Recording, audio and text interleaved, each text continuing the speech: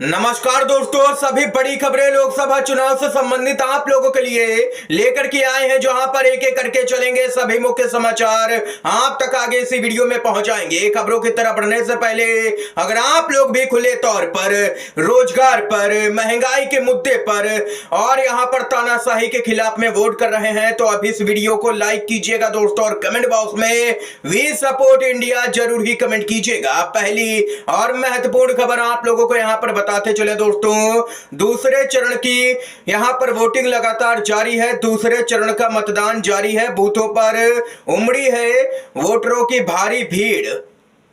लोकसभा चुनाव के दूसरे चरण के लिए वोटिंग लगातार जारी है। जनता के बीच में जबरदस्त उत्साह देखने को मिल रहा है। लोकसभा चुनाव के दूसरे चरण में 13 राज्यों की 88 सीट पर मतदान हो रहा है। दूसरे चरण में केरल की वायनाड लोकसभा सीट भी शामिल है, जहां से कांग्रेस के नेता राहुल गांधी लगातार दूसरी बार चुनावी मैदान में हैं। और इसके साथ ही यूपी से लगातार चौंकाने वाली खबरें भी कई जगहों से सामने निकल के आ रही हैं। बागपत से खबर आ रही है, जहां पर सिसाना गांव में बूथ संख्या 275 पर मशीनें खराब पाई गई हैं। वोटरों को यहां पर काफी दिक्कत का सामना करना पड़ रहा है।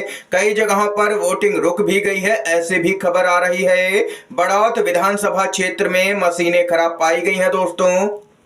इसके साथ ही यहां पर यह भी खबर सामने निकल के आ रही है कि वायनाड से भी कई जगहों पर मशीनें खराब पाई जा रही हैं, जहां पर वोटरों ने शिकायत भी की है और उनको वोट डालने में काफी समय भी लग रहा है। यानी कि देख सकते हैं, ये यहां पर चौंकाने वाली खबर आई है। इसके साथ ही एक और बड़ी खबर की तरफ बढ़ते हैं। पीएम मोदी ने राजस्थान में जो बयान दिया वो हेट स्पीच थी। देश के प्रधानमंत्री ने जहर उगला, लेकिन निष्पक्ष चुनाव आयोग ने नोटिस जेपी नड्डा को भेजा है।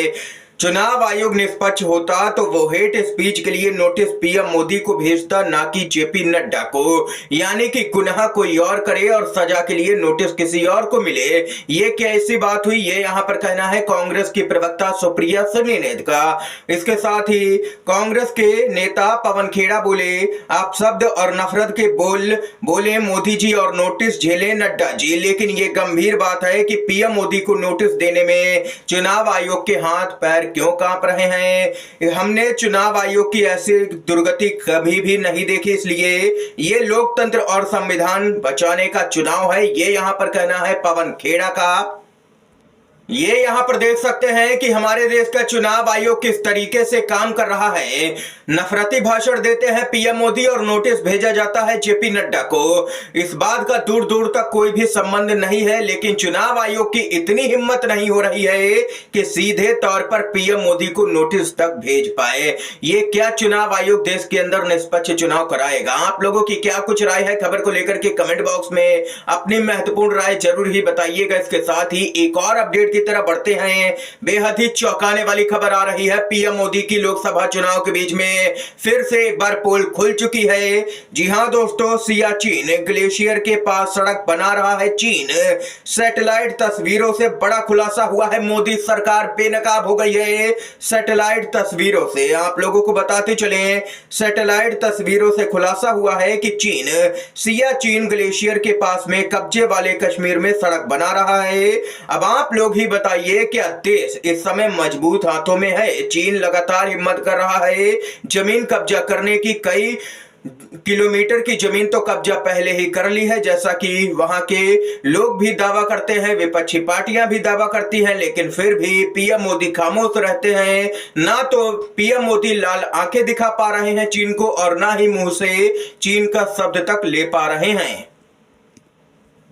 कमेंट बॉक्स में दोस्तों अपनी राय जरूर ही बताइएगा कि क्या देश इस समय मजबूत हाथों में है या कमजोर हाथों में। इसके साथ ही एक और बड़ी खबर की तरफ बढ़ते हैं। राहुल गांधी ने वोटरों से कर दी है खास अपील, बीजेपी में मचा हड़कंप।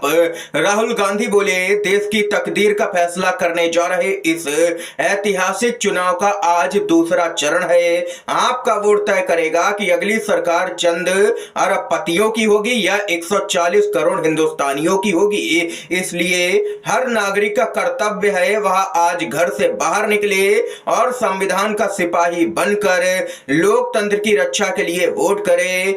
वोट फॉर इंडिया हैशटैग, ये यहाँ पर राहुल गांधी का कहना है। उन्होंने जनता से अपील की है कि वोट फॉर इंडिया, यहाँ पर सीधे तौर पर इंडिया के लिए मतदान करें। राहुल गांधी का कहना है कि सरकार को उखाड़ फेंकिए, जनता की सरकार चुनिए, ना कि चंद उद्योगपतियों की। आप लोग दोस्तों किस पार्टी का समर्थन कर रहे हैं, कमेंट बॉक्स में अपनी महत्वपूर्ण राय जरूर ही बताइएगा। इसके साथ ही यूपी से एक बेहद ही चौंकाने वाला मामला दोस्तों सामने निकल के आ रहा है। खबर आ रही है कि कॉपी में जय श्री राम लिख करके 56% अंकों से पास हो गए 4 छात्र। ये यहां पर उत्तर प्रदेश से बेहद ही चौंकाने वाला मामला सामने निकल के आया है दोस्तों।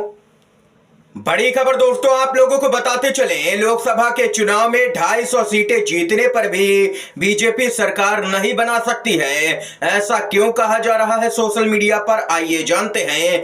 क्योंकि अगर बीजेपी की सीटें बहुमत से कम रहीं तो जेडीयू बीजेपी गठबंधन छोड़ देगी, आरएलडी भी बीजेपी गठबंधन छोड़ देगा, एनसीपी बीजेपी गठबंधन छोड़ देगी और इसके साथ ही एलजेपी छोड़ेगी बीजेपी गठबंधन, और वहीं हम भी छोड़ देगी बीजेपी गठबंधन, जेडीएस भी छोड़ देगी बीजेपी गठबंधन अगर बहुमत से बीजेपी की सीटें कम रहती हैं, निषाद भी छोड़ देगी बीजेपी की गठबंधन।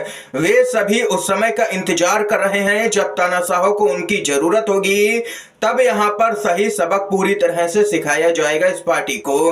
कई पार्टियां इस मौके के इंतजार में भी बैठी हैं। अगर बीजेपी बहुमत के आंकड़े से पीछे रह गई तो उसका अपमान होना तय है और 4 जून को ऐसा ही होने जा रहा है। सोशल मीडिया पर यह दावा सामने निकल के आया है। इसके साथ ही एक और बड़ी खबर की तरफ दोस्तों बढ़ते हैं, आप लोगों को बताते चले खबर।